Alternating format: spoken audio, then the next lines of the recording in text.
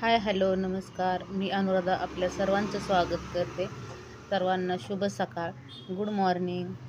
आता इथे सकाळचे 6 वाजलेले आहेत आणि मी टिफिन त्यांना करून दिलेला आहे. ते कामावर गेलेले आहेत आणि त्यानंतर मी आता कोंबड्या सोडलेल्या आहेत. हे बघा, अशा सोडल्यानंतर त्या इतकं छान वाटतं ना, ते खातानी बघत बसाल. मी जरा वेळ तसंच करते रोज सकाळी. कोंबड्या सोडल्या की त्यांना खायला टाकते आणि जरा त्यांच्या बघत बसते. आपलं मनही असं एकदम छान होतं, एकदम फ्रेश वाटतं ते खातानी बघतानी. आणि गावरान कोंबड्या मी थोड्या पाळलेल्या आहेत, आपल्या घरच्या घरी अंड्याचं तरी कमीत कमी भागतं. आणि त्यानंतर मी काय केलेलं आहे इथं की कोंबड्यांना खायला टाकून जरा वेळ बसले आणि त्यानंतर आपली चूल पेटवली आहे आणि चुलीवर पाणी ठेवणार आहे.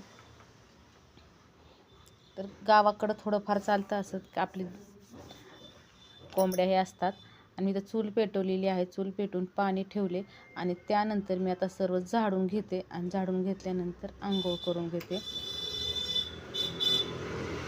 मी तर सर्व झाडून घेतलेलं आहे. त्यानंतर आंघोळ करून घेतली, दुकान उघडलं, दुकानातलं झाडून घेतलं. त्यानंतर तशी छान अशी दुकानातली देवपूजा करून घेते.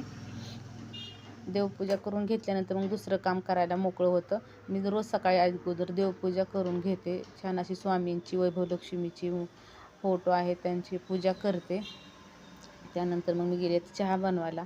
तर त्या अगोदर मी काय केलं, पाणी गरम केलं. मला पित्ताचा खूप त्रास आहे, तर मी यासाठी ते औषध घेते. थोडंसं पाणी गरम करून घेतलं, त्यात ते औषध टाकलं आणि ते पिऊन घेतल्यानंतर मी इथं आता मुलांसाठी चहा आणि चपाती बनवणार आहे. छान अशी तूप लावलेली कडक अशी चपाती आणि चहा देणार आहे नाश्त्याला मुलांना. त्या अगोदर मी पाणी पिऊन घेते. त्याने माझ्या पित्ताचा त्रास थोडाफार कमी होतो, त्याच्यामुळे मला रोज सकाळी ते घ्यावं लागतं. आणि इथं चपाती आणि चहा मी दुसऱ्या गॅसवर ठेवलेला आहे आणि इकडे चपाती लाटून घेते. आणि तुपाची चपाती लाटताना खूप पातळ नाही करायची, थोडीशी अशी मीडियम ठेवायची जाडसर, म्हणजे ती पण छान भाजली जाते व्यवस्थित बी आणि ती खायला पण छान लागते. तुम्ही तुमच्या मुलांना असा नाश्ता देता का? मला कमेंट करून नक्की सांगा. जर माझा व्हिडिओ आवडला असेल तर व्हिडिओला लाईक करा, शेअर करा, कमेंट करा आणि सबस्क्राईब करायला अजिबात विसरू नका. आणि चपाती तुम्हाला कशी वाटते तूप लावलेली ते एकदा कमेंट करून मला नक्की सांगा.